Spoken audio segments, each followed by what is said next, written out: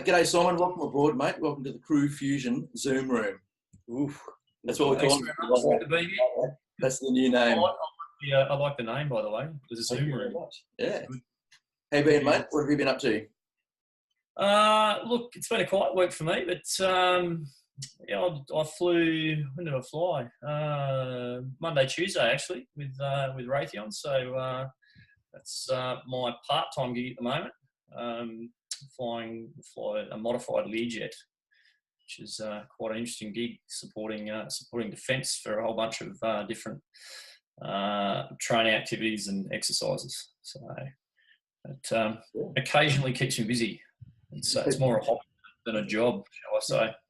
Keeps the money rolling in. That's the important part. Yeah, that's it. Yeah, what about you guys? Oh, mate, well, me personally, yeah, I've had a couple of days off this week, which is great. Yeah. Really like that. But still doing the Air Force thing. Really enjoying that. Shawnboy, yeah, look, I've been flat out doing mainly a lot of WHS side of the house, but overlooking the aviation side. The role I'm in at the moment. So it's kind of like playing catch up at the moment rather than advancing. But again, dealing with people is a big thing. Yeah, nice. Yeah, absolutely. Yeah, awesome. Cool. Well, thanks for inviting me on. Hopefully I can contribute to the whole CrewFusion piece and where you guys are looking to take this. So, thanks very much for turning up too, mate. Because I literally we sent you an invitation just yesterday, and straight away, that's right. I'm pretty flex actually at the moment. It's one of the beauties of what I do. Yeah, so, and the checks in the mail, right? That's it. No, it's good to see. It's exactly what we want to do. So CrewFusion. Yes, we want to hit businesses and go into a classroom with a bunch of students or a bunch of the people from that team, and talk about human factors and leadership, mental health, that sort of stuff. But these days, online works just as well. All of a sudden, instead of being stovepiped to just working in Sydney or Brisbane or wherever, straight away we're global, and this is that's exactly what we want to do here. So, you live just down the road in Nowra, I believe. Where are you? Sorry, mate? Canberra at the moment, but work out in Nowra. Okay, cool. Too far away. I can be talking to someone in London or Indonesia or America or wherever tonight. And that's why I really like this concept. Hopefully it works. Yeah. Yeah, well, I think the other thing when you look at it from a safety perspective, particularly aviation safety, the criticality of that is getting the information out there immediately. Yeah. And a forum like this, if you do have something that is pressing, well, it's really relevant. You can just basically put together something like this and get it out there for people to see and think about, talk about. So it's just brilliant, I reckon. Absolutely, it beats that sort of formalised sort of time delay, isn't it? The formal processes that we have to go through usually. So this is good getting the word out there, isn't it? Really. Yeah. Yeah, and in my experience too, people tend to learn and focus and concentrate and actually interact and engage a lot more in a less formal environment like this. So, when you bring into real time or real life experiences, it's far better than looking at sitting there. We know what it's like sitting there and looking at PowerPoints and presentations on safety and those sorts of things. It just sort of loses its gloss. Yeah. So, absolutely. Yeah. I suppose you get to ask each other those questions and wonder what was going on for that person at that time. What do you think? What are they thinking about? Yeah. It's actually that reminds me. I'll just shoot to this little snippet for what it's worth. But I remember a few years ago there was a pretty major safety occurrence, and I was actually in a forum with the captain of that particular incident, and I won't mention what the incident was because it will be pretty obvious who the organisation was and who the captain was. But it was very interesting that leading into that conference there was a lot of discussion. It was a hot topic at that point in time, and a lot of people had some pretty pointed views about what the captain did wrong. And up until that point in time, it was all about pilot error. And unbeknownst to us, at this conference, the captain just happened to be there, and they actually without sort of, they listened for a period of time to all the comments that were being thrown around the conference and around the room, and then actually presented their side of the story. And it was very interesting to get, that perspective. And it was interesting to see how people's tones and attitudes change very, very quickly, just with that real-time engagement and the ability to bounce the questions backwards and forwards about, all right, what were you thinking here? Was this a factor, et cetera, et cetera. So, yeah, it can work really well. So hopefully you guys can really get it off the ground and keep it rolling. To try and pull that information out with a PowerPoint or looking at an A4 page with writing on it, it's difficult to really understand. The words and the narrative will be there, but if you can bounce that off with that person, that's so beneficial, isn't it? Yeah, it's brilliant. Yeah, it leads to questions which you may not want to or may not think about at the time when you're reading or you're looking at those PowerPoints. So it gives you the opportunity to really get into it and understand what was going on. Absolutely. Yeah. So that we'll continue on the sort of the case study side of things for now, like the events. But later on, I want to really talk about how you think that particular pilot is going following that event. Like the mental health side of things, because that's an important side. It's a lot of things that people don't see, and absolutely getting missed. I've got a couple of guys that I know very well. May even be the same situation that they're doing heaps better, but they're just not sleeping, and that sort of stuff's going on. So you've got to be real careful with it. Yeah, for sure. What was that forum? What was that? Was that with the Air Force or? Yeah, it was. It was an Air Force conference, but there was it was an Air Force run conference, but it was open to quite a few other external organisations as well. So it was a combination of defence and civil aviation, or what was air crew. But a real mix there. So with those other agencies there, were they value adding, or were they sort of had an understanding that it was similar within their sort of their field? Yeah, I think so. Look, I mean, I flew for a long while with Air Force and more recently with Raytheon, but I've flown with a couple of other larger civil organisations, and I've found typically everyone is fairly well aligned in terms of safety management and safety culture, or at least they're attempting to be aligned, shall we say. Sometimes the words are a little bit different, or the terminology is slightly different, but generally everyone's aligned and knows what you're talking about, I think, across the board, which is good, because I think it's something that should be, to an extent, standardised. Oh, 100%. Yeah, for sure. It should be, because human factors in safety are the same regardless of what you do, whether you're in the military or civilian. Correct. You adapt to the same rules. The same good and bad things can happen to you. It's just the Air Force does things a little bit differently, or the military does things differently, because they have different roles to perform. That's it.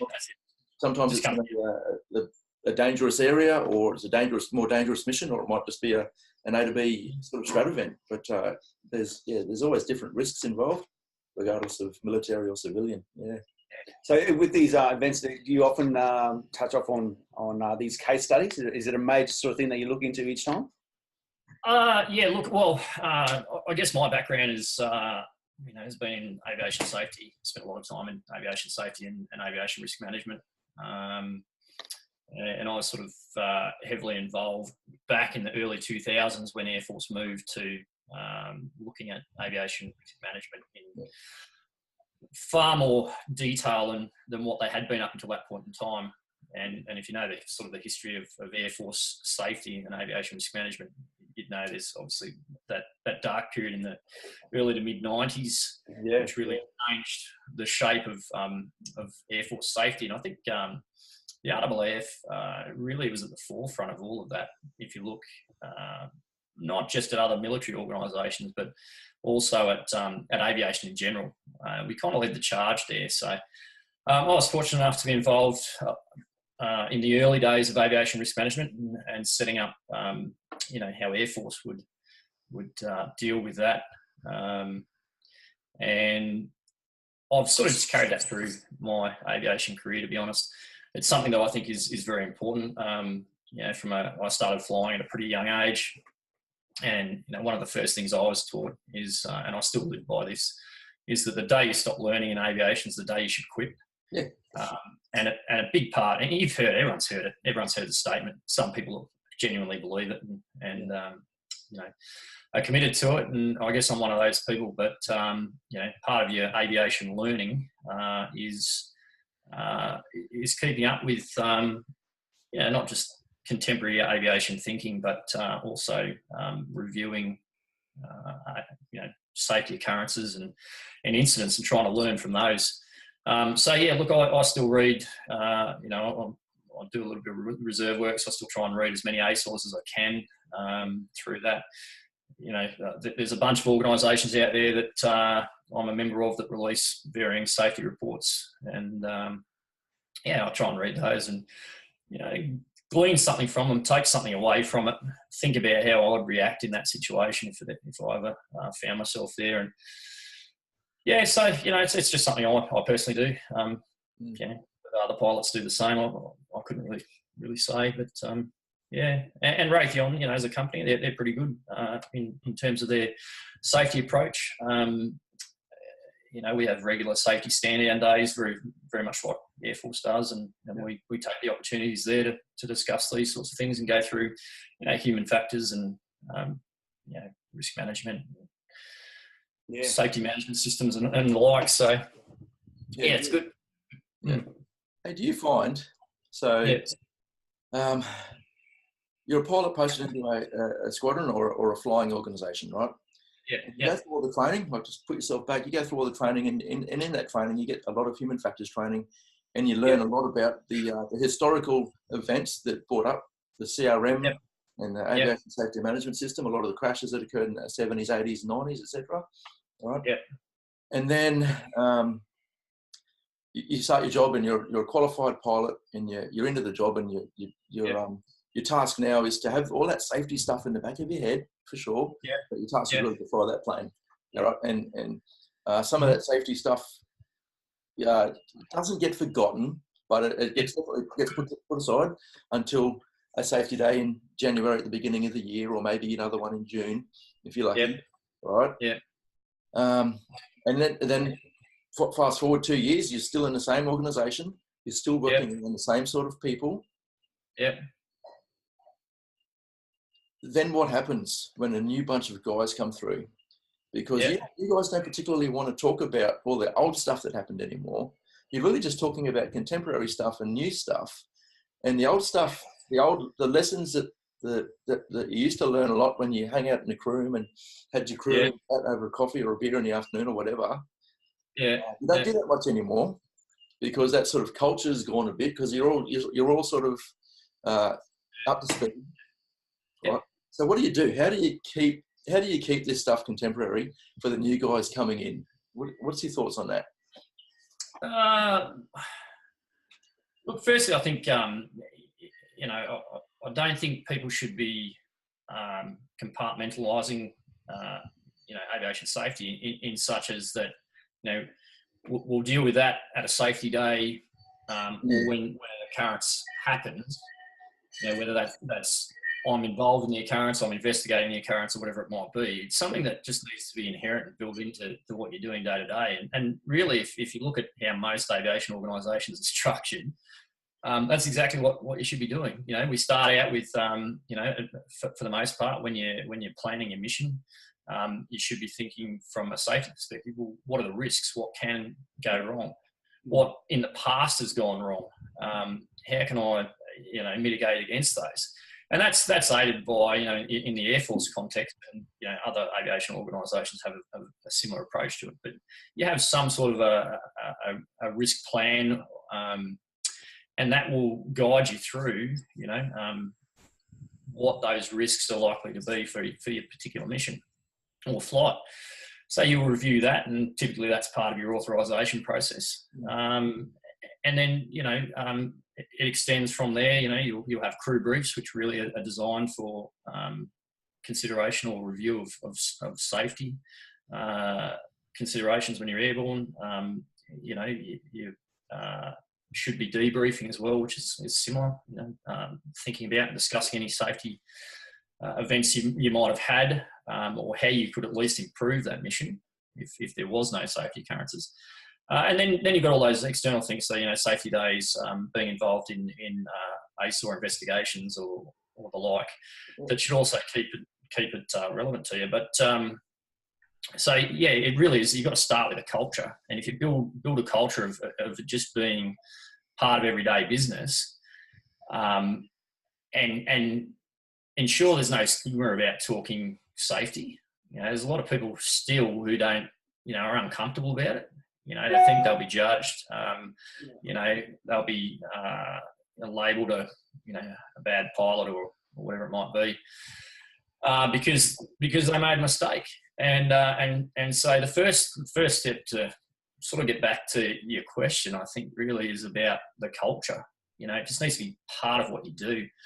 Yeah. But if you look at historical events, what I've seen typically is that people are not particularly good at identifying the relevance of a safety incident that occurred, in the 50s, 60s, 70s, or 80s to now. And so you lose your audience very quickly. People will just say, well, that would never happen in today's environment with all the systems we have on our aircraft, with the differing technology, with our safety systems, et cetera, et cetera. And that's just not the reality of it. So I think if you want to keep people engaged, then you've got to make it relevant to them. So that'd be my two biggest comments, I guess, is having that culture and making it relevant, whatever you do. The denominator there is the individual, isn't it? The person's still a factor, as opposed to technology has changed. It's still a factor. Either you've got persons involved.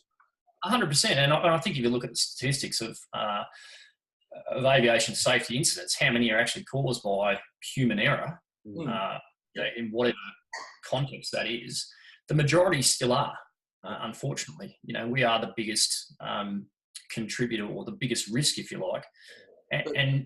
And so, remove all the technology, remove the changes in aircraft type design and everything else. And that's still the problem that you need to really think about. It's a good one. That's one word I hate, is human error. Two words I hate is human error. Right? Yes, It is always human error, but it pretty well everything that occurs is human error. Aviation, for example, we design it, we build it, we regulate it, we operate it. So humans are involved in every single process of that. The whole way. Yeah. Okay. So then you've got to look back. Yeah, okay, was it human error? Was he trained right? Is the organisation supporting the way he's doing his job? Are the publications correct? Yeah. That sort of stuff. So yes, it's human error, but there's always something above it that's just as important. That if it's done incorrectly, it leads to something like this happening, like an incident or an accident. Yeah. And again, it's that cultural, concept that we talk about there. Yeah. Because it is not. It's not a bolt-on. Safety is not a bolt-on to the mission. It is part of, or to any tasking. It is part of it. Yeah. So when they're blaming the human with whatever, well, it's just a cultural thing. So it's not a bolt-on. It needs to be part of business. You're absolutely right there. I'm not saying. Yeah. Yeah, and look, you make a very good point. The word error is perhaps a little bit harsh. It's like how much do you hate hearing pilot error? Yeah. Look, you're right. It's a pretty cruel blow. Sometimes it is directly, but sometimes there are pure errors out there. But like you also point out, that if you look back far enough, at some point the causal factor will be a decision by a human. So whether that is, a decision to set up a particular organisation in a certain way, or not to train an individual a certain way, that's where the cause might be if you go back far enough in the chain. So, you can't help things like weather and environmental factors, I guess, but. It doesn't either lie with one thing either. It's not. I don't believe it's just a human violation or an error or something. It's a number of as you know, latent factors or latent controls that haven't worked, and that's what happens. it's not just a one. So when they go, oh, it was pilot error or it was maintainer error or whatever, I'm thinking, hang on, that's potentially it's a causal factor, but it may not be the confounding factor behind it, you know. So it's we need to really look at what has gone on and really understand what's happened through an event to understand what we need to work upon to prevent that from reoccurrence. Absolutely, and you know, I think our biggest failing from a safety perspective is we're very good at identifying what those causal factors are. Yeah, we don't seem to be particularly good at actually remediating or closing those gaps.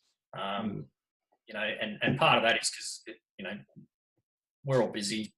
The time it takes to complete the investigation, you know, might be the difficulty factor in implementing something new or some sort of control. But you know, it's probably the most critical part. There's no point having a safety culture that reports these things. There's no point investigating them to find what the cause is if you're not going to do anything about it. That's right. And if people don't care, you know, that's the key. Really, it is the key. So. And at times, as we said right at the start of the cast here, it was it can take a number of months, you know, if not longer, to get the outcome of the report. That's where the joy of this is. We can discuss it now. Hey, you know, it's fresh in our minds, fresh in that emotion that we've got going on. So yeah, definitely. But you know, I think one of the key things I always try to do is you know, is the immediacy. What do we need to do right now? Sure, there'll be a long-term investigation, which will really get into a lot of those causal factors. But how do we prevent this from reoccurring right now? We shouldn't be holding off to wait for that full investigation to be undertaken before you can implement something. Absolutely, yeah. And it's we mentioned before also that a lot of the lessons from the 70s, 80s, and 90s they don't happen anymore. That's completely like Shawnboy's currently working on an issue where the Hercules nose landing gear pin, when they go to install the nose landing gear pin, guys are getting injured in the nose landing gear wheel well. Now the Herc's been around for 50 years, probably more I think now, and we've been operating it for a long time. This is just general in nature, but when I was at the squadron 5 years ago, it was the big thing because a few guys were getting injured. Then controls were put in place, and it's all in the publications, it's all in the AAPs. Well, it should be. It doesn't. It's not really lining up exactly like what's in the flight manual might not necessarily match up with what's in the maintenance or the what's the other, Airbus is the other contributor to it. They don't line up. So things that there's a lot of fingers in the pie that I suppose the left hand's not talking to the right hand, and with any sort of event that unforeseen event, it's a grey area, and there's that understanding that's a misunderstanding rather that's catching people out. It's a communication that's just not transcribed through policies, and then also through to the workforce or to the flight crew. You know, and that all needs to be gripped up. So that's something we're working through at the moment. Yet this is something that's been going on for such a long period of time. But is it because kind of like what I started with at the beginning was now that you've got like when I was there, there was a certain group of pilots, a certain group of maintainers, and now they're all gone, and they've all been replaced by a new batch of pilots and maintainers and executives and all of that, all the like. And yes, all that information, probably warnings and cautions and notes in the flight manuals and the AAPs, but is the relevance put on them enough to make it known how dangerous it is? And that I guess comes down to training, doesn't it? Is to making sure that those lessons are reiterated and the culture continues pushing that agenda so that it doesn't happen again. Absolutely, and you know, the best way to learn is through physical interaction. You know, you can write whatever warning you want in a manual. Exactly. The onus comes down to the individual to actually read that manual and digest it and understand it, firstly. And secondly, you know, when you're looking at a manual and it's got 30 warnings in it or 50 warnings in it, they all have an equal weighting to them. They're a warning.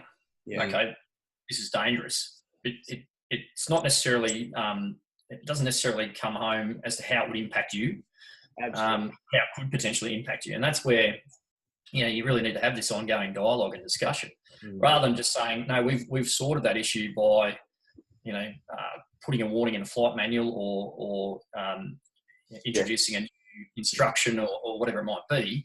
Yeah. And then that's one way of capturing it. But that's it. It's like giving these these young generation come through getting a car license, giving them the manual. There you go. You've got the manual. Read that. And you're good to go. Off you go.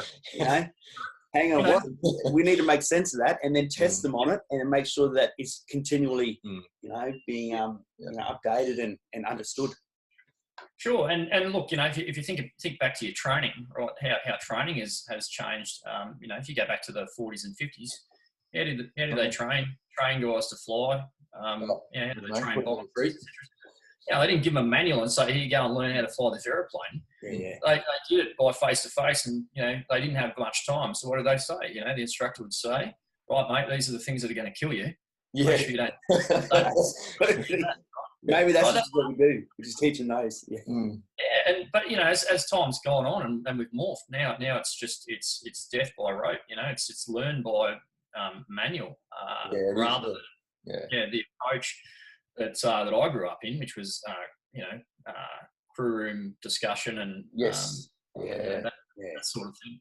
That is so important. Just talking shit in the crew room is the most important thing. That's where you learn all these lessons. Correct. Because what could kill you, the guys are talking about it because it like almost happened to them. Yeah. Yeah, that's exactly right. Yeah, guaranteed you're going to remember, when you hear it from someone who almost got bitten by it or who got injured by it versus reading it in a manual, 100% you'll remember it more. Is that strong learning? Strong emotion, strong learning. Yeah. If you've got your heart 100%. going, or something's close to your heart, you think, well, hang on a second. That's very true. We've all been in that situation where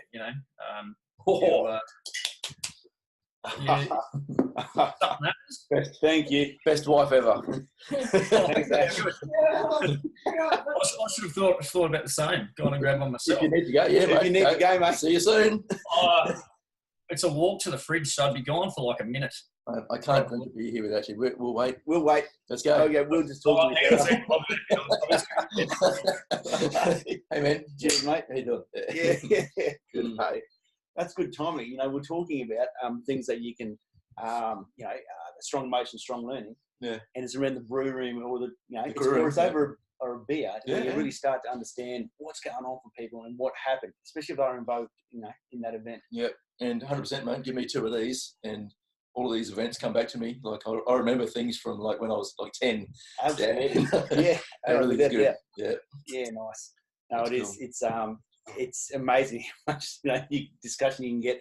Yep. We're just talking about how much discussion you can get over in the brew room and over a few beers. Oh, for sure. Yeah. Give a couple of bring some air crew together. Give them a couple of beers and stories will flow. Yep. What do you think? Let's delve into that a bit. Why do you think the crew room culture has disappeared in our organisation? I don't know what Raytheon's like, but it's definitely disappeared. Yeah, look, I think if you look in the Air Force context, it just comes down to workload. Too busy. I just think, it's not that we're too, anyone who says you're too busy to consider safety or talk safety, I think really needs to reconsider their priorities. And I say that like it's an easy thing to do, because we all know it's not. You need to make that concerted effort, that judgment, don't you? Yeah. Well, every day we make time for certain things. For some of us, that's going to the gym. For some of us, it's spending time with our kids or whatever it is. And in the same way, we don't say, I'm too busy to eat or catch up with a mate or spend 30 minutes talking to my wife at night or whatever it might be. So, it just comes down to priorities. And I think, in some ways, I think people have got their priorities a little bit wrong. Yeah. And that's definitely a cultural thing, right? If people are living and breathing safety, then you understand the importance of it, and you will find time to talk about it and discuss it. And again, it just becomes part of everyday thinking and behaviour. But when what you see around you is people consistently, on computers or, not talking about safety or doing something else, then that's you sort of say, oh, well, that's probably what I should be doing. It's very much the aviation is very much an emulation environment. You are a product of who taught you, and and the organisation you're in. The executive of that organisation. So, I don't think. I think it's just purely because people are busy, but also people aren't prioritising safety. Every organisation I've worked in, has some sort of a slogan which goes something along the lines of, mission first, safety always. Yeah. Right. Yeah. And safety always is, what do you actually mean by that? Just because you say safety always doesn't mean you are always safe. It's more than that. So I just think, I think too, aviation has become a bit more of a job than probably when you and I started, where it was bloody a hell of a lot of fun, let's be honest. Yeah. And so, you did tend to, outside of work too, You'd get talk and socialise about, what was in essence your job, but you didn't really consider it that, Mm-hmm. So it's just easier as well. The environment was more conducive to it, and so technology nowadays, with how fast you can get information, whether it's on the computer or they've got information in front of them, which may not necessarily be about safety. Their phones, games, and social media. You're not in the brew room or in the crew room, for that matter, just talking about, hey, geez, what bloody hell did happen there? Yeah. What happened with Davo yesterday with the old, on the aircraft? We're missing that. Yeah. It's missing. Yeah. You know what? It's a good point. Shawnboy and I did the Solomons in 2003. Okay. Mm-hmm. And it was just, I think Google had just been released in 02 or 03, and one computer for the cam. Yeah. And that was it. So what did we have to do? We had to sit around and talk to each other. Yeah. Correct. It was by far the best deployment I've ever done. Yeah. Because that's what we did. You just sit around and talk shit all day long because there was nothing else to do. Yeah. Right. Yeah. Nowadays, you go, like, the Middle East has got Wi-Fi in every single building, and plus it's hot. So as soon as the temperature rises above 30 degrees, everyone goes into their own private room, or their shared room, or whatever it is. He gets on their iPad or their Mac and just watches movies or talks to each other. That conversation has completely gone. Yeah. There's no more extremely comfortable 20-year-old couch sitting in the corner that like guys like to sit on and just talk shit. It's gone. It's all modern furniture. It's hard plastic and their own comfortable chairs. Oh no, it's not conducive to sitting around and talking. Yeah, that's right. What you talk about. Yeah, it's a shame. Yeah, it is a shame. It is a shame. And I don't think we really help the situation either, because when you think about it, how is safety information disseminated? Right. It's disseminated via email, right? So it just gets mixed up in every other, email that comes in your inbox on a daily basis. And, so again, this is where someone really needs to take the lead, I think. And I'd love to see Monday, morning briefs come out and start off with safety. Instead of at the back of it. Okay, and we finished what we're ready to talk about here. Yeah. What's the safety thing again? What is that? Yeah, when everyone's lost interest. Yeah, that's right. They're already starting to think about what's going on for the day. And at the forefront going, man, this incident happened yesterday, or this is a potential that's been, this trend is happening. Let's look at this and then go into where we're at today. I'd like to see that. I might even see what I can do with that. And we need to get back to what Simon was saying. You need to talk about stuff that's going to kill you. So that it's in the heart, so you remember it. Absolutely. Yeah, that's right. How does this relate to me? This no shit nearly happened, or this nearly killed someone, and that was me. You're going to remember that far long. 100%. Than reading it in an email. So 3 months down the track, or that's a week later, or whatever. Yeah, exactly. You know what's happening now to that? So that, like, we're talking earlier about a guy that had been in a pretty serious incident. What happened to that guy? The guys that I know of come into the squadron with their tail between their legs going, who's going to rag out me? Because I'm really scared about this, and I don't want anyone, I don't know what to expect when I walk back into my workplace with all my peers. Whereas before, you could just ease into that current situation. You know what you're going to get. You know people are going to be talking about it. Now no one talks about it, and you sort of just go sit over there on that computer over there, and just do your own thing. It'll go away don't surely. talk about it, because I'm not allowed to talk about it yet. And then that guy goes down the spiral of that's self-analysis. Yeah, wow. And that leads to some pretty bad shit. Yeah, that's right. I mean, what I didn't sort of mention with that particular conference is there were a number of fairly senior people from various organisations that were asked to present. In fact, there was I don't know, 6 or 7 of them that came in, and they all represented. They were either representatives from fairly high up in their organisations, or represented, that particular organisation's safety or aviation safety organisation within it. And each of them were asked to present their thoughts on what the top 5 risks to their particular organisation were, and in particular where they felt that or what they felt would be the major cause of the next serious incident or accident they had. And it was interesting that of those organisations, all of them had very similar top 5. Unfortunately for that particular captain, number 5 was words to the effect of people still doing dumb shit. For example, the captain of the aircraft that did this, right? So in that particular environment, it actually made that captain feel, even smaller, because they used their particular example as an example of people doing dumb shit. To their credit, or to this captain's credit, when they presented their side of the story, it became very clear that, like we were talking about before, there was elements of pilot error there, but there were elements of error on behalf of all the crew members and of the organisation chain, and a whole bunch of other things that fed into that. So this captain's still flying, and has had a relatively good career. Good. Yeah. Hasn't impacted them significantly.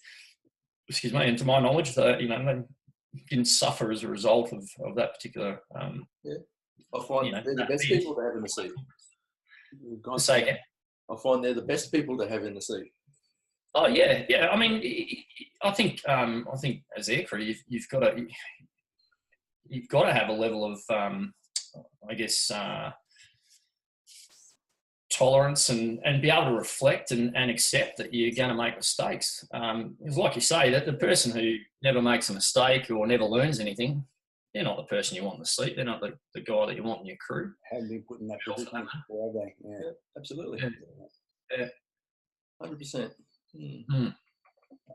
Right. How's that beer, mate? Pretty good? It's good. It is good.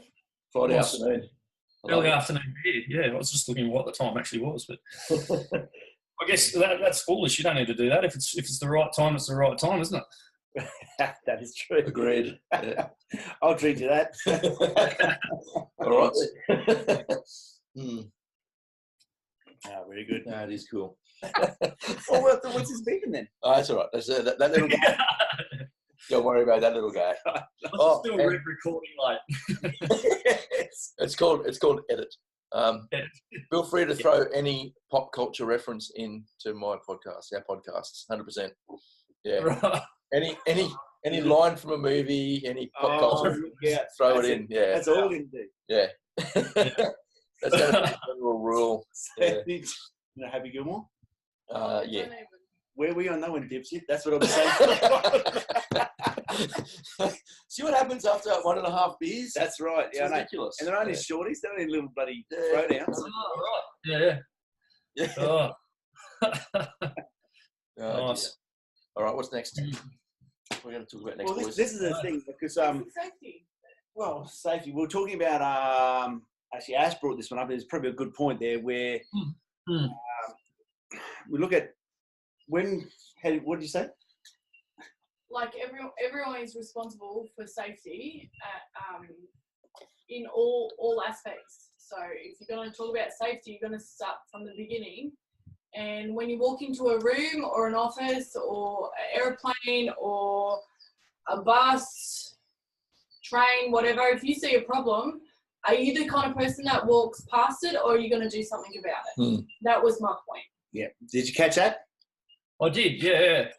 Oh, look, it is a very good point.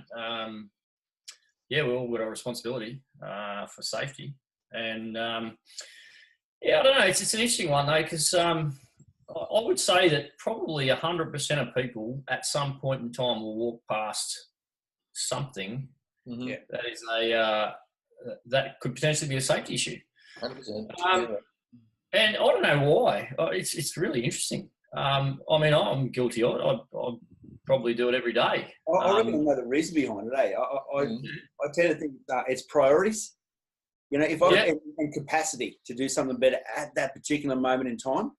I won't forget it, and I have that mental discussion with myself, going, look, just do it. You know, it's like picking up some rubbish or whatever, or you know, reporting something. It's having the capacity to be able to do something about it when I'm looking at my priorities that I'm doing. And as we know, you know, our priorities change. We have other priorities from other people, and they get thrown in there, so they're always changing. And just to do even a quick fix, sometimes it's like, oh shit, I just don't have the capacity. Because you've got to be somewhere right I've now. got to be bang, you know, and that, you know, I suppose the art of delegation at times, especially in the role I'm doing at the moment as a USA, is I have to quite often. I can't do everything, so I need to rely upon the resources that we have, you know, to be able to do something about it. So, yeah. Look, I think that's valid. I think also there might be an element of like bystander behaviour. You know, if you're in a group, you see something, it's like, I can do something about that, but someone else will do it. Yeah, maybe as well. and I think the more people that you are standing with at that time, the bigger the group, the less you're going to do about it. Yeah, Safety numbers. Yeah.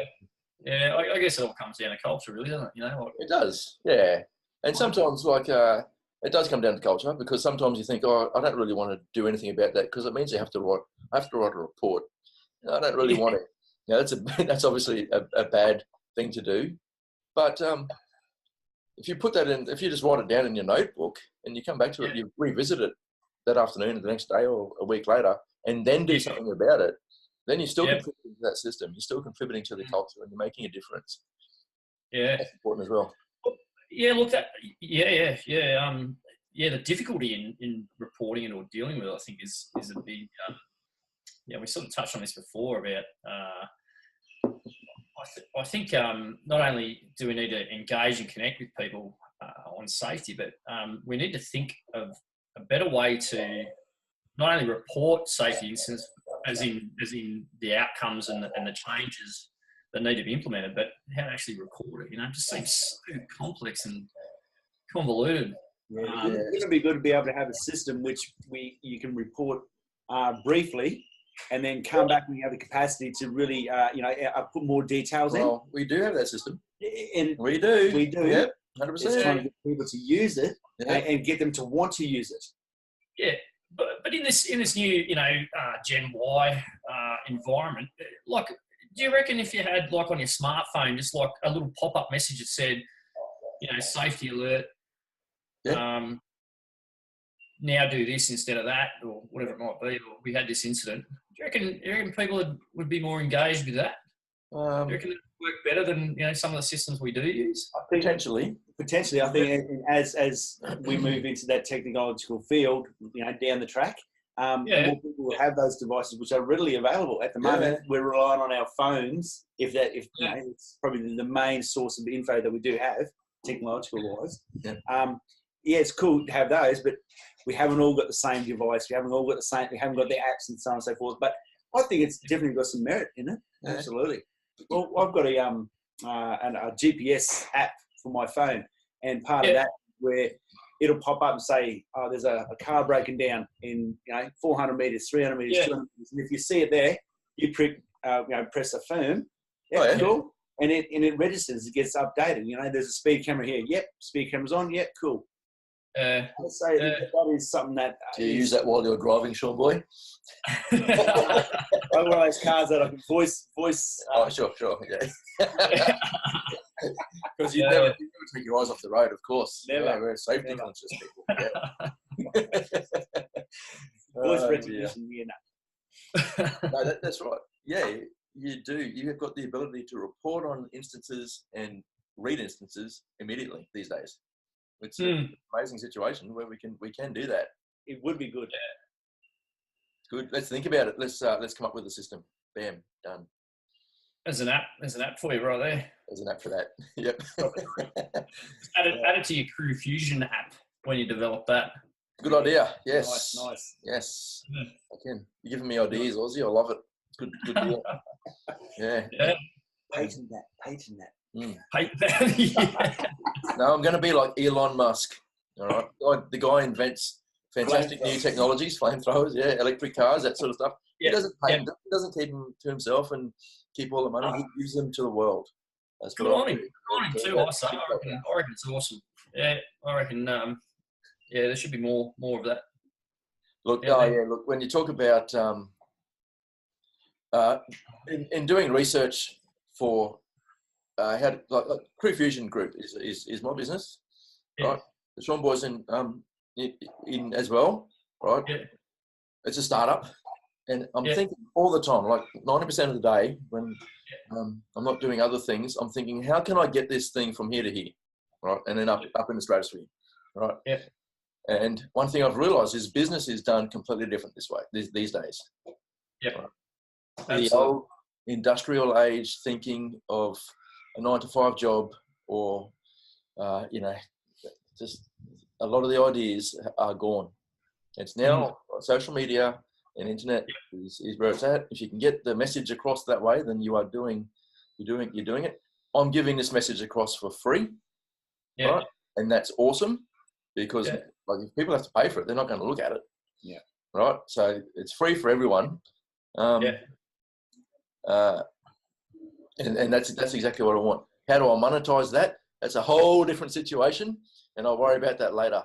But if I can get this sort of started and make a profile, and make a thing that people like to see, whatever, that'll come later. Who knows? One more of it, 100%, man. Yeah. And you touched on it earlier there, Steve. It was the whole why does this interest me? Why do I want to be listening to this? That's what we want to get across to people, because we've got passion for safety in all these capacities. Why not give that enjoyment and passion back to people where it's going to benefit an individual and an organisation? So, well, that's it. And I think I sort of I've said before, aviation is kind of at the forefront of risk management and safety. Where this really needs to go, and I think if you're looking at the monetarising side of the house, it's outside of the aviation industry. It's taking aviation ideas and concepts outside of the aviation environment. But I think to be very successful, commend you guys for doing what you're doing, because I think it's bloody important, and there's no better way of actually engaging with an audience and making it interesting and exciting and relevant, and having real world examples and things like that, which is in almost every safety presentation, training, whatever it might be, it's just not that. They don't take that approach. That's the problem with it, and that's where you'll be on a winner, is if you can really if people go, hey, we want those guys that came last year and put on that awesome presentation and had shitloads of lorries and really knew what they were talking about, and they were passionate for aviation safety and all that sort of stuff. Let's get them back again, right? Like that's where you're going to get your business from. And then, as I said, taking it outside of the aviation environment, because imagine if you took concepts that that we really grew up with, and just do day to day, and you can put that in the head of a 16 to 18-year-old when he gets in his car. Yep. Not easy to do, but imagine if you could. Yeah, that's the plan. You do school speaking tours. You do universities or whatever it might be. Other businesses. Medicine is massive for this sort of stuff. And, healthcare, 100%. Yeah, that's ridiculous. Yeah. I think I just want to set a stake nice. I said 100% for the 10th time this podcast. Yeah. Nice. Yeah, Nancy and Preston, you'll be very happy with that. Thank you very much. Yeah. That's one thing I think about all the time. Right. So what I do is I look at it's a silly hobby, but the Aviation Safety Network website. Yeah. I'm sure if you look at it, but it details every single plane crash that's ever happened, and it's up to date, and it's updated daily, right? Yeah. Now, general aviation isn't mandated in Australia. It's not mandated by CASA to have human factors planning. Cool, that's fine. I'm not going to change that rule anytime soon. So how can I get the message to them? And this is a way to do it. Online webinars, podcasts like this, that sort of stuff can get us to that point where people go, yeah, okay, cool. CrewFusion's actually got a system online where you can go and have a look, and hopefully they can get a win out of it. Yeah, I'll be honest, in my experience when it comes to WHS, it's not so much that it's a mandated requirement that people have to abide by, by certain systems and all. It works better when people, and you can see the interest in people when they can see that it affects them. Yep. So if we can get them on board, they want to stay with it, they want to improve it. It's not so much about the legislation that the PCBU or the owners of that business need to abide by. It's because they want to be safe. They want to go home at the end of the day. Mm-hmm. Yeah. Yeah. Well, that's what you got to do. That's what you got to tap into, right? Is that yeah, you got to get that buy-in. That's right. Yeah, you've got to have buy-in. If people aren't interested, then you're wasting your time. But it's how you get them interested in it, right? That's the real key to aviation safety, I think. And if you crack that, then you're definitely on a winner. But you're right. It's no longer just aviation safety anymore. It is all industry. Oh, it is. It is. I actually, out flying and operating. One thing we don't think a lot about whether you're a commercial pilot or a military pilot. But one of the biggest and scariest things for me out doing the do is the blokes out there who have had no aviation safety background or training. Yeah. In particular, RAOs, so recreational aviation. Yep. And they're the guys that I would love to see.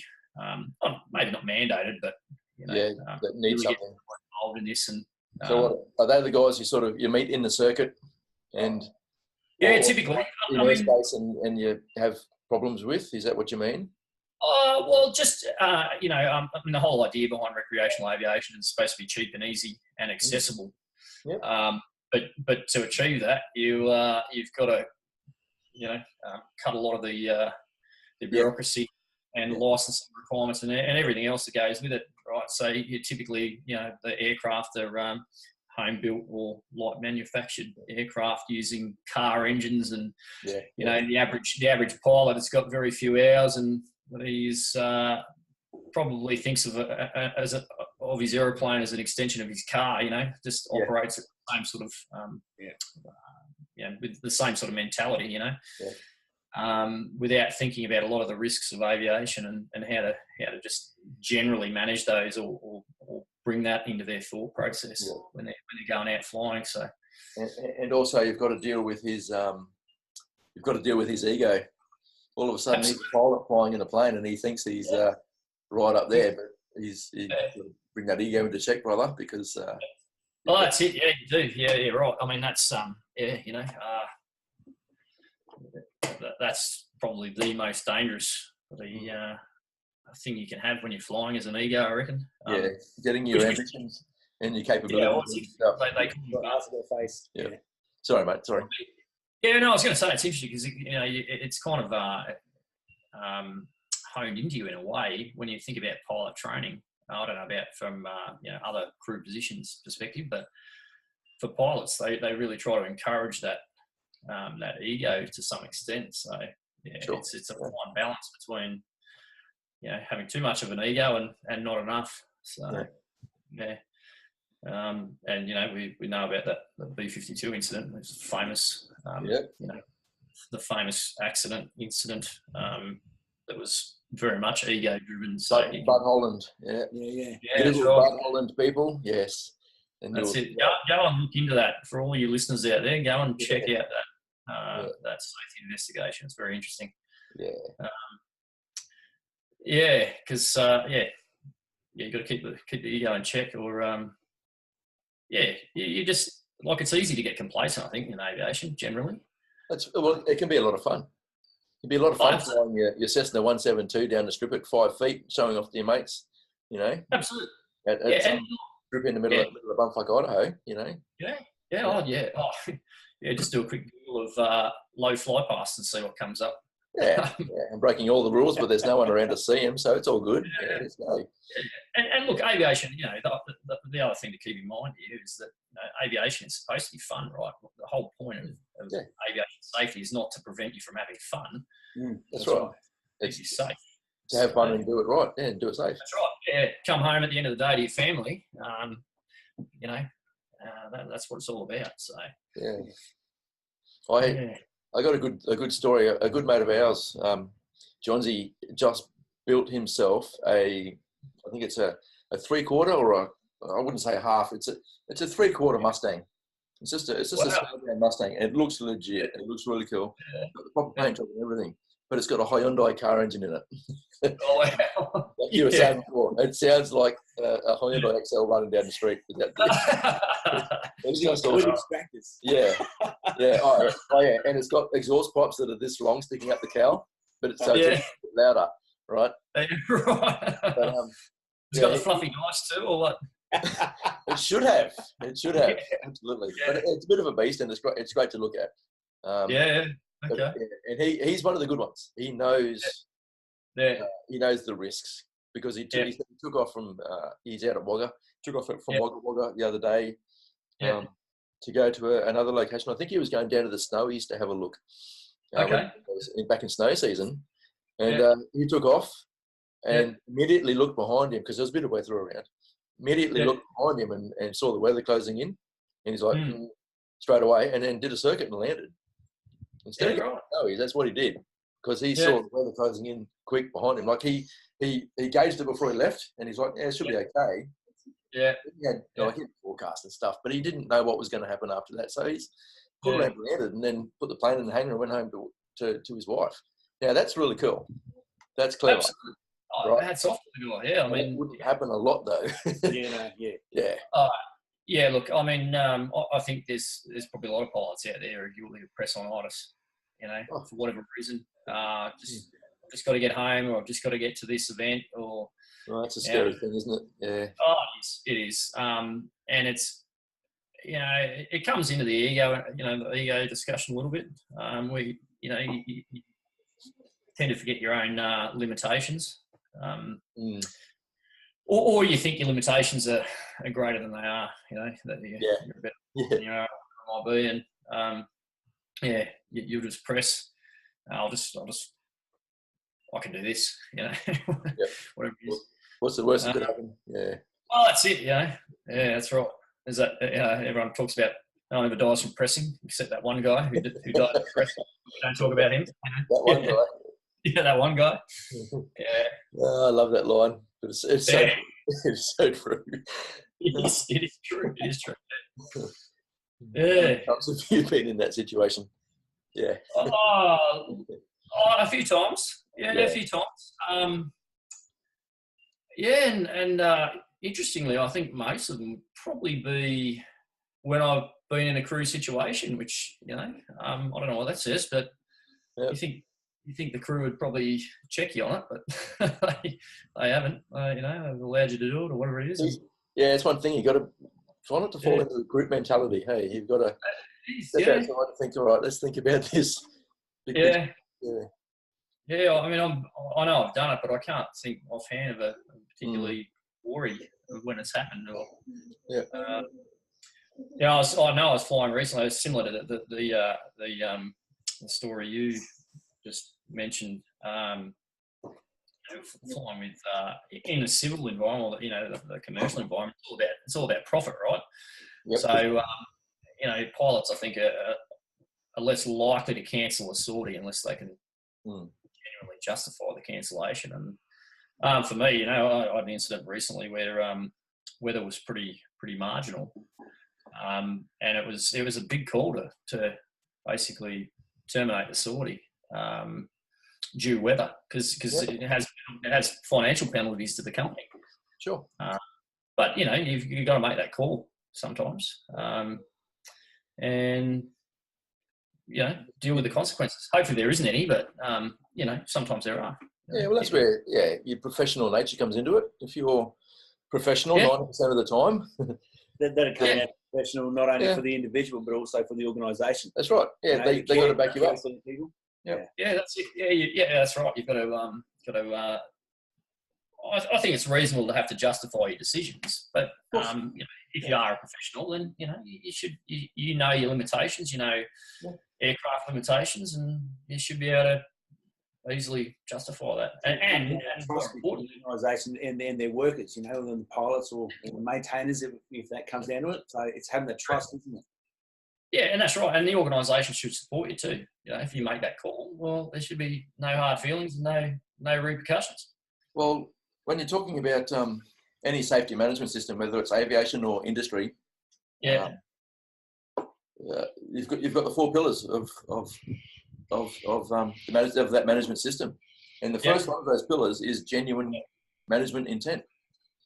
You've got to have your managers, your commanders, have got to back you up. If you've got a safety problem, they've got to go, "Yep, cool. I'll back you up 100% with that." You need to justify it for sure. You can't just walk in there and say, "I don't really want to fly today. I can be a seagull and have to throw stones at you to fly." That's right. You've got to justify it. But that commander or that manager's got to back you up. And if they don't, then there's a problem. There's a problem with that culture. Correct. And that's interesting. And I do have a bit of a story on that where. I like stories. That's fine and beauty, except for when your manager knows nothing about aviation. Oh, right. Oh, yeah. That's not ideal.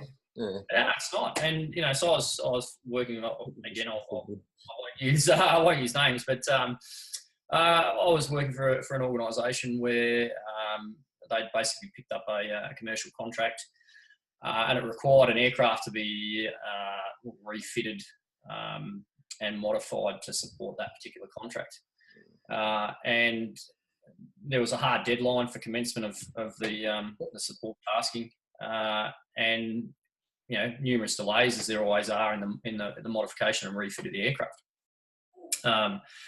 And I was basically the pilot that was assigned to run a lot of the post-mod flight trials on this aircraft.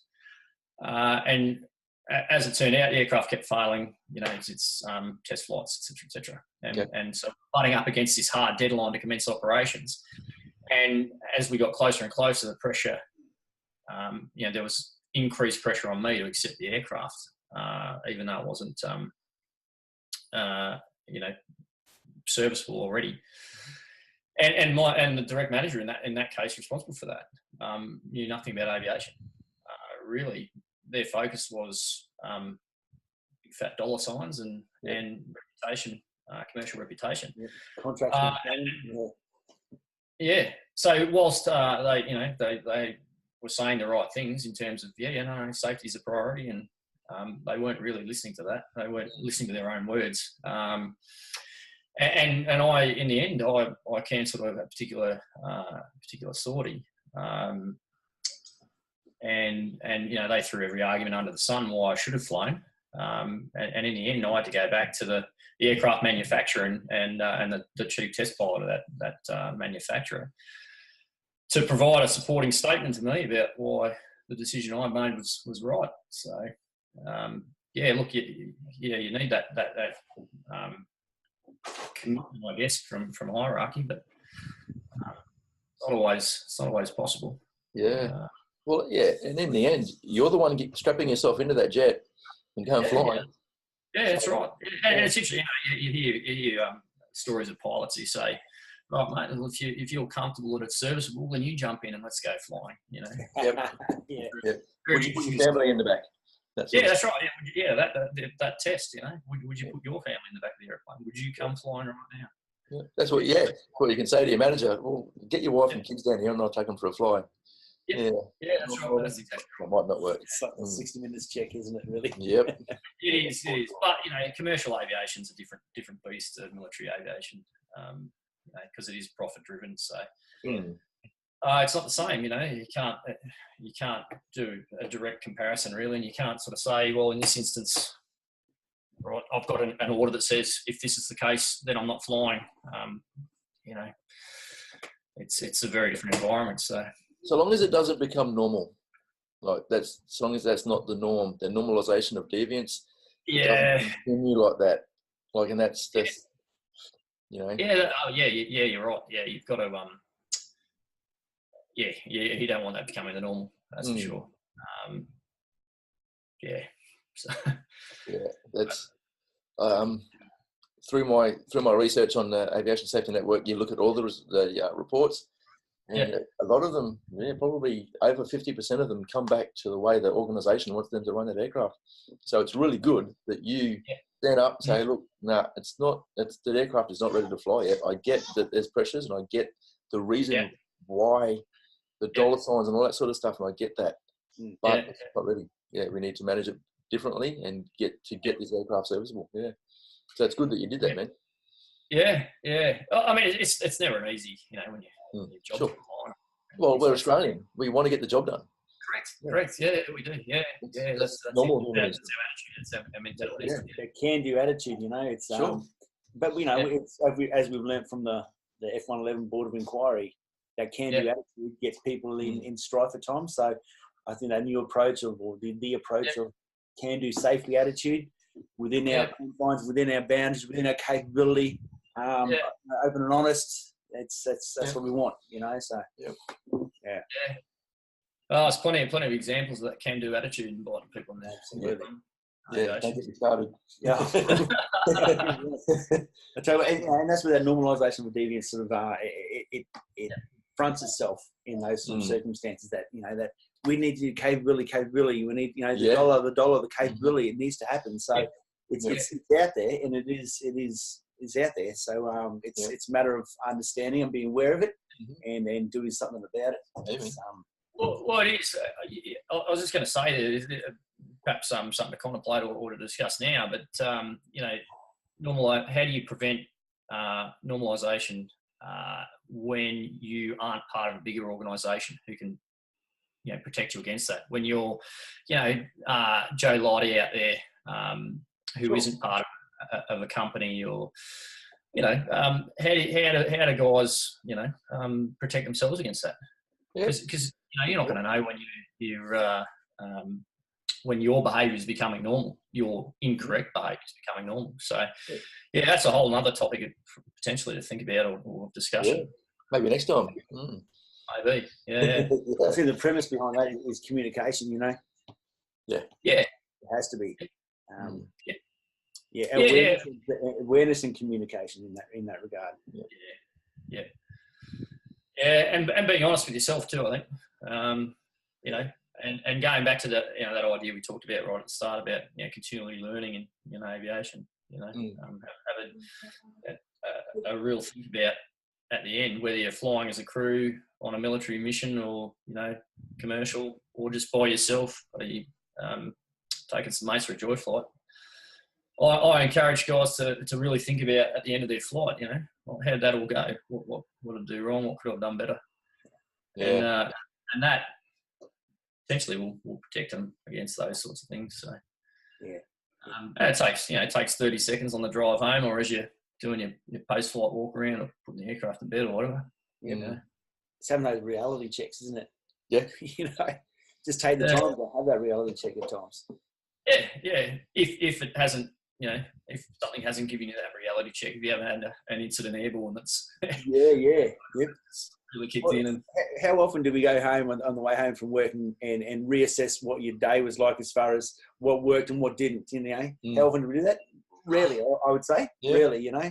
You think about stuff that you have to do or you didn't do right, but really understand and have a check through, did I work to the best of my ability and safely within my ability, and was my organisation working the same, you know, way as what I was?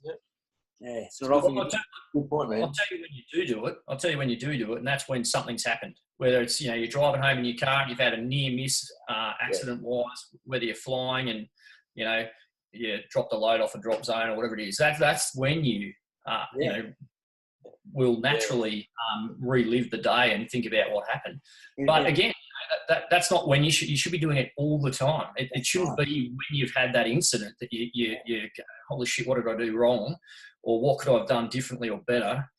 Or, you know, probably the worst is when people go, oh, did I do everything right? You know, am I in the shit here kind of thing? You know? It's hard to say. It's hard to ask yourself, oh, how many near misses have I had today?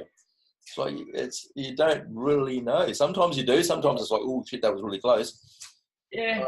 Look, I mean, near miss, you're right. It's hard. It is hard. But I think, you know, it's just getting into that habit of actually thinking back through whether it's a flight or your day or, you know, your drive home or whatever. Just get in the habit. Just think, you know, it's very easy to become complacent and just disconnect. I mean, how many times have you driven home, right, and you can't even remember driving home? All the time. Yeah. Exactly. It's common, right? Everyone does it. Everyone does it. But you need to sit there and think, oh, actually, well, why was it? You know, why did I drive home without being able to? Because you're thinking about other things rather than reassessing, you know, or being focused, being in that moment of driving, you know. What if you're fixing or flying a plane in that same mentality? Correct. Yeah, I mean, I'm sure there's guys out there who've gone and replaced a component on an aeroplane and just stepped through the motions, signed off on it, and then gone, actually, I can't even remember doing that. Like, did I actually put that step? You know, I signed off. Well, I'll say, oh, what tail number was that? Yeah, that's right. You know, it's easy to do. And so, you know, what I encourage people to do is just, you know, if you find yourself that happening to you, think, oh, you're probably not going to remember, you know, driving home or doing the maintenance, but have a think about, well, why is it that I got into that mindset where I just switched off? You know, what led to that happening? So that, you know, in future you can check yourself. If you find yourself getting into that sort of situation, you go, right, I'm about to switch off now. Let's, you know, either need to go and take a break, have a beer, or talk to someone, or whatever it is. That's a very good point. Yeah, it's one of those human behaviours that probably isn't really well understood. That if you have that awareness, maybe you could sort of go, oh yeah, maybe you could put things in place to fix that. Yeah, it's a good one. Potentially. Yeah, potentially. Who knows? But we are humans, and we don't want to be on the job all the time. Sometimes we do want downtime, don't we? We just want to chill out. Well, you do. Put the music on and just drive. Yeah. That's it. I mean, there's plenty of info out there about your heightened sense and what it does to fatigue. Yep. And you know, it's good for a while, but you can't sustain that. So you need your downtime. You need it. Actually, I'll put a plug out there for Google. Go to Joe Rogan's podcasts. Just Google Joe Rogan sleep, and he does a 2.5 hour podcast with this guy named Matthew Walker, who he's named himself the sleep diplomat, and he talks all about sleep and what it does there, and particularly what it does if you don't sleep enough. It's amazing. Yeah. Like it was one of those ones. Like I normally put on if I'm watching a podcast or listening to a podcast, I'll zone out. But this one, I was focused. I was like, wow, this is actually really, really interesting. Yeah, it was really cool. Yeah, okay. Good. I'll go and check that out.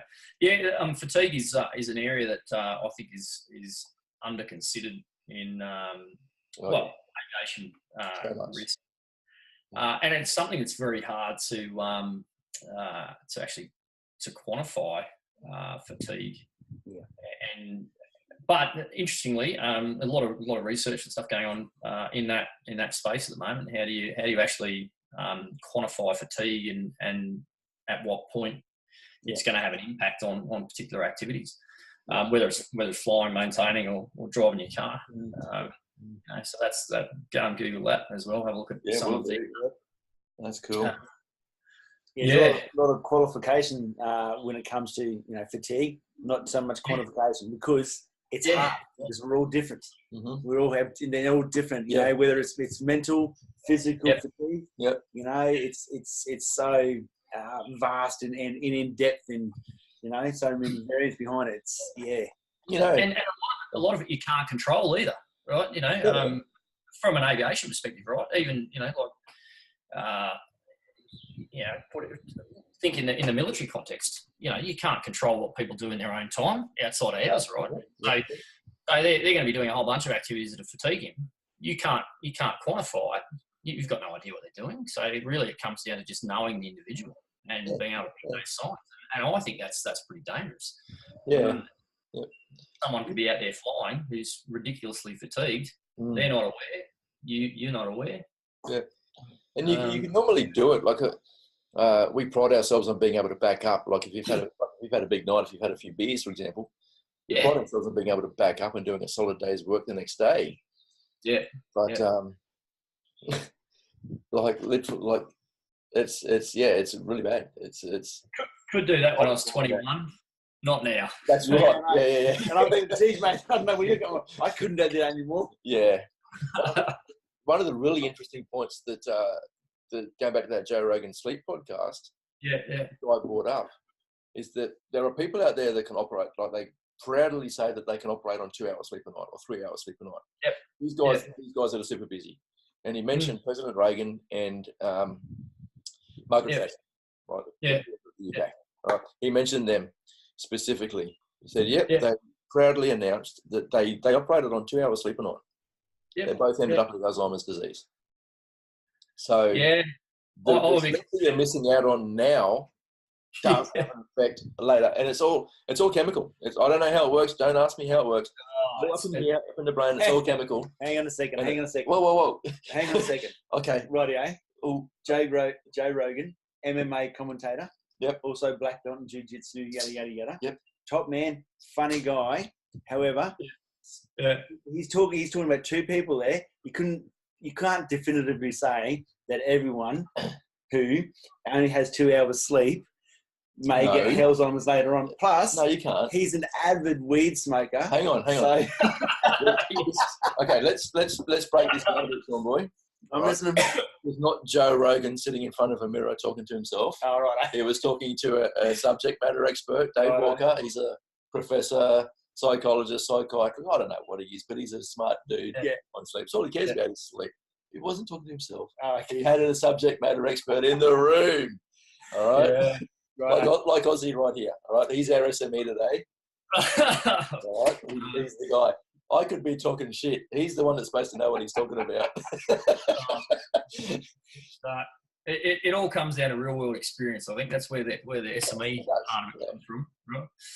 Yeah, no, that's not true. Yeah, you should balance that with learning and reading as well. Yeah, definitely. Yeah.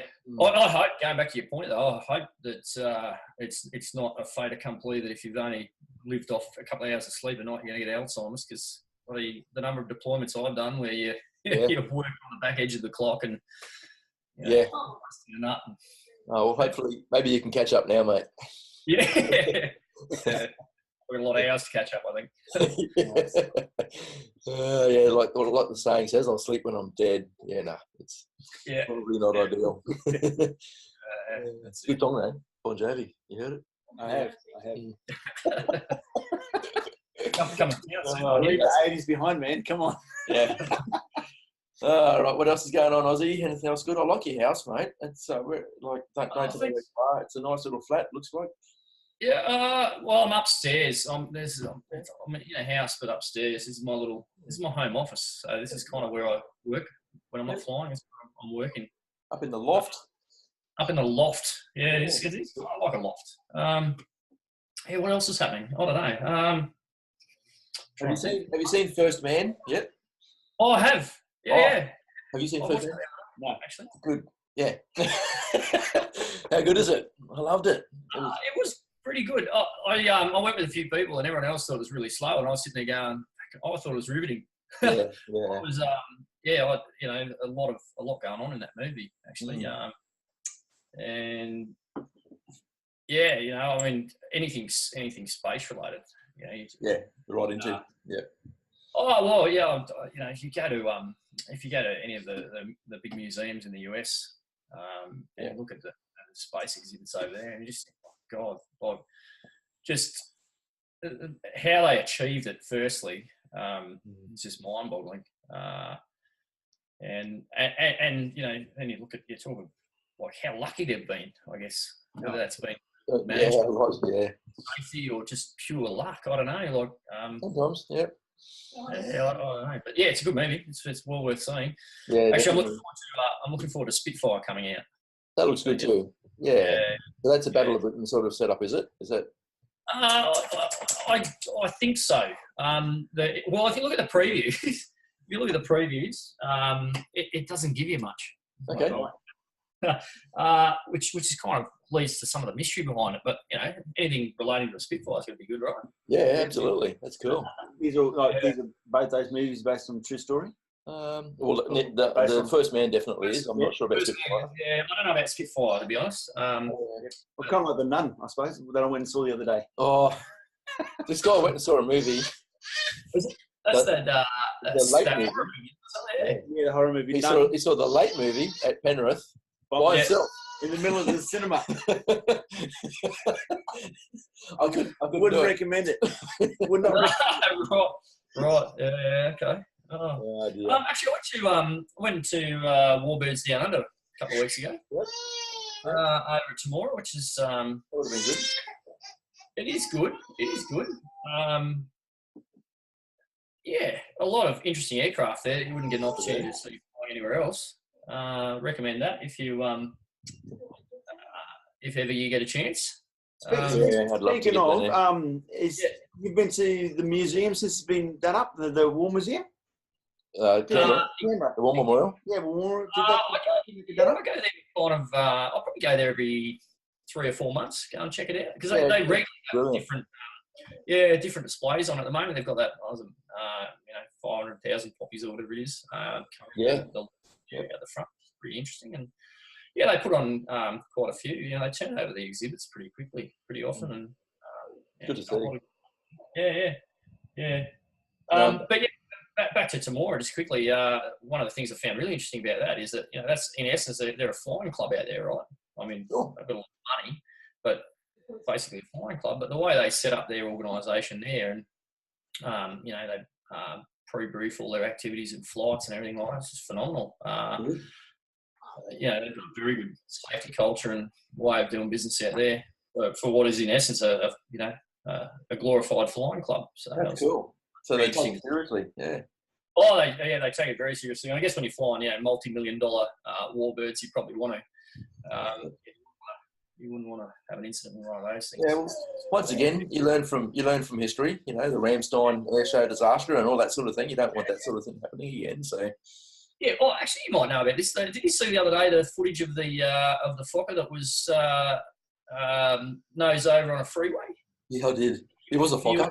No, it wasn't a Fokker. Was it like a Stearman or something? I'm not sure. Oh, okay. It was on the freeway, and he landed a bit hard and went nose over and caught on fire, didn't it? Yeah. Well, I didn't say what it was. Anyway, what was the background of that? I'm not sure. Yeah, I haven't looked into it too deep, unfortunately. But I did see a quick video. Obviously, ran out of power and needed to land very quickly and chose the freeway, as you would. But the only video I saw was he come in very, very hard.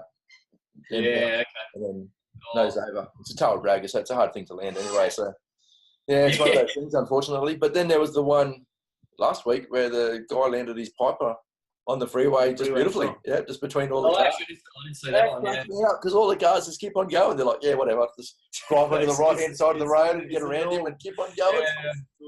Other places to be, things to do.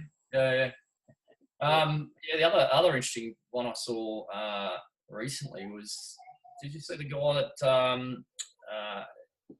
it was a Cirrus, and he did a prop start of the Cirrus, and the thing just starts. Yeah, I put that on the website. Yeah, what happened? What, it started taxiing? Yeah, he spun the. It just starts taxiing there. He's right on the arch trying to.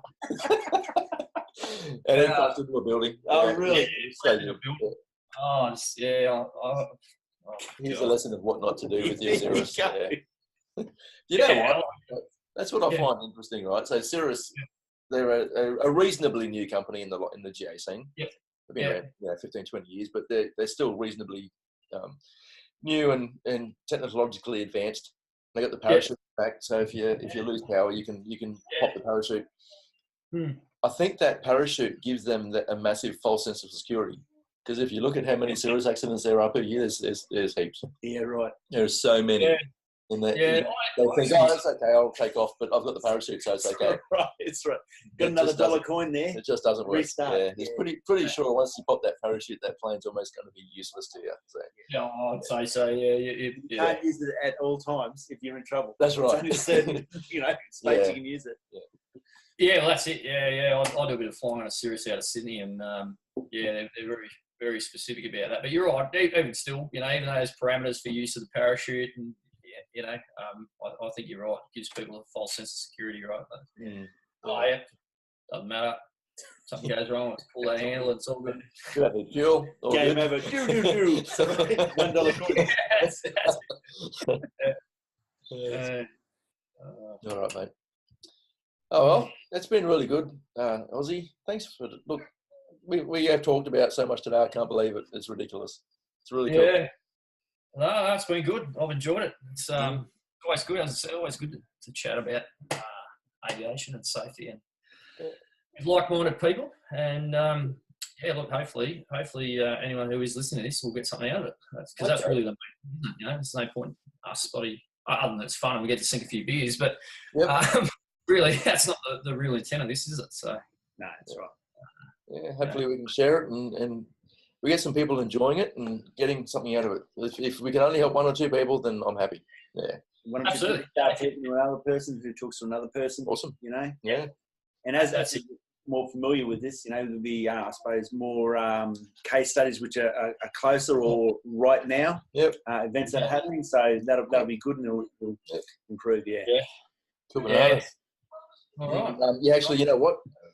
This one today has been purely aviation. We're all aviation related guys. My next one, I've got a couple of guys lined up. He's in the construction industry. Oh, right. Yeah, really nice. Looking forward to Rod. He's he used to be a pilot in the army, flying choppers, but now he's got his own construction business, and I'm really looking forward to seeing what he's got to say. So I love the aviation side. It's our niche, but I want to branch out. So I'm looking forward to that one. Do you know Lockie? Who's that? He's an XC-130 pilot. No, not Lockie. Okay. All right. I was going to say, because he's very quickly XC-130 pilot, left, joined Virgin for a while, subsequently left Virgin, and he's now taking aviation or the aviation safety principles and aviation risk management principles into hospital, and he's running a program over in Perth. He'd probably be a pretty good bloke to have a chat to. Send him a message for me, buddy. Yeah, hook him up. Yeah, I'll pick him up and see if he's interested in having a chat. I imagine he would be, because that'd probably provide a very different perspective on things as well. Really cool. Thanks for that, Ozzy. That'd be great. No worries at all. Yeah. All right. Yeah. All right. So anything? What's next for you guys, other than podcasting? Good question. Yeah, no, we live it one day at a time, mate. Yeah. Okay. No, we've got. You might be coming. We've got PACDEF, which is the. It's a human factors conference. It's at Coogee Bay Hotel. It's Coogee Bay Crown Plaza. Right. It's got a whole lot of good guest speakers. Looking forward to that. We're going to that one. Yeah. 3 days in early November. So that's the next big event. Yeah. Nice. Yeah. Very good. We've got our. I got a business card set up. Got some t-shirts happening, so we're good to go. Yeah. We can walk in there strong and confident. Are you guys speaking or just there to network? Just networking at this stage. Yeah. Early days. Maybe next year. Absolutely. Yeah. No, I continuously look at those sort of events and hope. Well, look, my intention is with these podcasts, people say, "Hey, I really like what you guys are doing. Come and speak for us." That would be nice. But I don't want to do it individually. If I do it by myself, I'm missing a massive opportunity. I've got Shawnboy and I've got another mate hooked in. We can brainstorm, think tank this sort of stuff together, come up with the best ideas, new ways of doing this sort of stuff. Then I think I'm not in it to make particularly. We're in it to make a difference, and that's all we want to do. Yeah, good. Yeah. Well, see where it goes. Hopefully you can, and we'll maybe we'll chat again in future episodes. Mate, I can see you coming up as a regular podcaster. That'd be great. Right. Hopefully we'll be able to talk if I can right now. So absolutely. All right, buddy. Thanks for coming today. We really appreciate it. No worries at all. Have a good weekend, mate. See you, buddy. See you later. Cheers. Thanks very much for coming along to the CrewFusion Zoom room today, folks. Before you go, I'd like to give you a rundown on an initiative that we at CrewFusion are really excited about. Global Goals are a group of 17 Sustainable Development Goals that were set up by the United Nations General Assembly in 2015, and they're designed to really transform our world. The 15-year plan, titled the 2030 Agenda, aims to find solutions for social and developmental issues such as poverty, hunger, health, education, global warming, gender equality, providing clean drinking water to those that need it, sanitation, renewable energy, urbanisation, environment and social justice. These are issues that billions of people face globally, so CrewFusion would like to do its part in trying to help fix them. Considering the part that we play in educating people, we feel it would be fitting to aim our funding towards quality education and the promotion of lifelong learning opportunities. Whether that means providing books or internet to those that need it the most, CrewFusion is so happy to be playing its part. We've started a program to ensure that a percentage of whatever CrewFusion earns through its social media pages and training packages will go towards this amazing initiative. So thanks for joining in today, and be happy with the fact that your like, your comment or your subscription to the CrewFusion social media pages goes towards helping real issues that are facing our planet today. We can be. We must be the first generation to end extreme poverty. The generation most determined to fight injustice and inequalities. The generation that saves the planet from climate change. And this is how it will get done. The global goals. A 15-year plan For everyone, everywhere. With no one left behind. We will live in a world Where nobody anywhere Lives in extreme poverty. Where no one Goes hungry. where no one wakes in the morning Asking if there will be food today. we will live in a world where no child has to die. Diseases we know how to cure. and where proper health care Is a lifelong right for us all. We will live in a world where Everyone goes to school and education gives us the knowledge and skills for a fulfilling life. We will live in a world where all girls and all women have equal opportunities to thrive and be powerful and safe. We cannot succeed if half the world is head down. We will live in a world where all people can get clean water and proper toilets at home, at school, and at work. We will live in a world where there is sustainable energy for everyone. heat, light, and power for the whole planet. Without destroying the planet. We will live in a world where economies prosper. and new wealth Lead to decent jobs for everyone. And we will live in a world where our industry, Our infrastructure and our Best innovations Are not just used to make money, but to make all our lives better. we will live in a world Where prejudices and extremes of inequality Are defeated. inside our countries, And between different countries. where people live in cities and communities that are safe, progressive, and support everyone who lives there. where we replace what we consume. Planet where we put back what we take out of the earth. We live in a world that is decisively rolling back the threat of climate change. where we restore and protect the life in our oceans and seas. will restore and protect Life on land, The forests, animals, The earth itself. With peace between and inside countries. Where all governments are open. And answer to us for what they do at home and abroad. And the justice rules. with everyone equal before the law. Where all countries and we their people. Work together. Partnerships of all kinds. To make these goals a reality. These are the United Nations global goals For sustainable development. Let's get to work.